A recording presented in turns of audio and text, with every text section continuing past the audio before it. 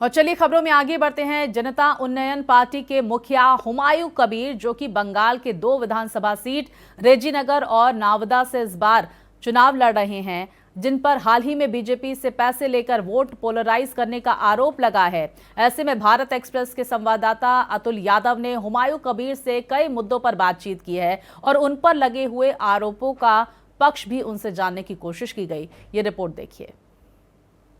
पश्चिम बंगाल में प्रथम चरण के मतदान में चंद दिन शेष बचे हैं, लेकिन एक ऐसे नेता हैं जिन्होंने चुनाव से पहले ही पूरे देश का ध्यान आकर्षित कर लिया। उन्होंने बाबरी मस्जिद बनाने का ऐलान किया। ऐलान के बाद ही पूरे देश समेत दुनिया की निगाहें हुमायूं कबीर पर टिक गईं। अब हुमायूं साहब, मुझे एक चीज समझाइए। बीजेपी वाले कहते हैं आप मुस्लिमों का ध्रुवीकरण कर रहे हैं। टीएमसी वाले, जिनके आप कभी फेवरेट थे, वो कह रहे हैं हुमायूं कबीर गद्दार हैं। ये गद्दार ध्रुवीकरण राजनीति में कहां से घुस गया? देखिए, मैं 43 इयर्स पॉलिटिक्स में है। 1982 13 जुलाई से मैं यूथ कांग्रेस को झंडा पकड़ के मैं राजनीति शुरू किया। 30 साल मैं नेशनल कांग्रेस को जिम्मेदारी लेके मुर्शिदाबाद में काम किया।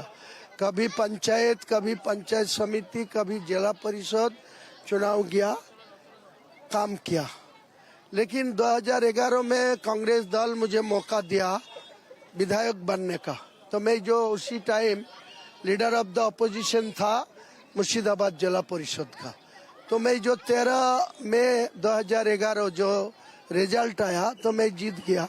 बाद में मेरे को वो उसी टाइम 2 पोस्ट एक संघ में होल्ड करने का नहीं था, इसीलिए मैं रिजाइन देके मैं 20 में मुख्यमंत्री शपथ लिया, तो मैं 24 में 2011 में मैं एमएलए होके शपथ लिया। मेरा 5 साल था लोगों को चुनाव में वोट देने के, लेकिन मैं 18 महीना बाद मैं रिजाइन देके कांग्रेस छोड़ के मैं टीएमसी में शामिल हूँ। सर, एक इसमें ही छोटा सा जुड़ा और सवाल है। ईडी ने आईपैक पे छापेमारी की अभी कुछ दिन पहले ही। अचानक ममता बनर्जी जी राज्य के डीजीपी के साथ पहुंचती हैं और वहां से फाइलें उठा के चली जाती हैं। अब उसमें हाई कोर्ट ने बड़ी तल्ख टिप्पणी की। ऊपर से अभी कानून व्यवस्था को लेके, जजों को लेके सुप्रीम कोर्ट ने टिप्पणी की। तो हुमायूं कबीर क्या मानते हैं, पश्चिम बंगाल में इस बार कानून व्यवस्था चुनाव में बड़ा मुद्दा है? जरूर मुद्दा है। वो ममता बनर्जी जो आईपैक को, प्रतीक जैन को खिलाफ जो ईडी में कदम उठाया, वो संवैधानिक पोस्ट में रहने के तरफ क्यों ऐसा जुल्म किया? क्यों चीफ सेक्रेटरी को लेके, क्यों डीजीपी को लेके, क्यों कलकत्ता पुलिस कमिश्नर को लेके वो फाइल छुटा के लेके आया? मेरा राज्य के जो सम्मान है वो माटी में मिठा दिया ममता बनर्जी। ईडी में उनको खिलाफ सुप्रीम कोर्ट में डकैती का केस बोल के एफआईआर किया। इससे और राज्यों के कौन छोटो किया? ये ममता बनर्जी ये सब काम पर जुड़ा हुआ है। इनको खिलाफ कार्रवाई करना चाहिए, इनको खिलाफ जस्टिस होना चाहिए आम जनता। साहब, बस लास्ट सवाल है। आपके जो विरोधी हैं, वो जो लोगों में जा रहे हैं, मतलब आपकी कौम के लोगों में, वो कह रहे हैं अगर हुमायूं कबीर इतने ही ईमानदार थे तो फिर असदुद्दीन ओवैसी ने गठबंधन क्यों तोड़ दिया? उसका जवाब आप क्या देंगे? अरे, असदुद्दीन ओवैसी से अच्छा आदमी है, मेरा बड़ा भाई है, लेकिन यहाँ जो उनको स्टेट का जो लीडर है इमरान सोलंकी और जो उनका ऑब्जर्वर है एडवोकेट आदिल हुसैन, यहाँ का एक जंगीपुर में रहने वाला एक मीम का जिला अध्यक्ष है, ये तीनों जुड़ के टीएमसी को साथ 20 करोड़ रुपया लेके ये ब्लंडर किया।